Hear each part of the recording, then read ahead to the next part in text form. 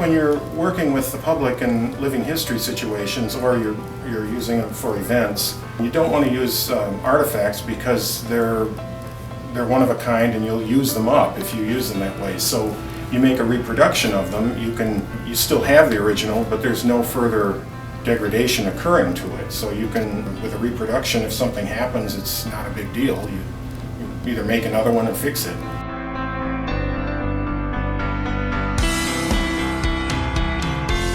Well, they're indoors, for one, and the finishes they're modern upgrades to old finishes. So one of the tables, the largest one there, is actually a wax finish, which is period correct, and it's a hard wax, and it's applied thinned with turpentine, and then applied molten, and then scraped off, and then burnished.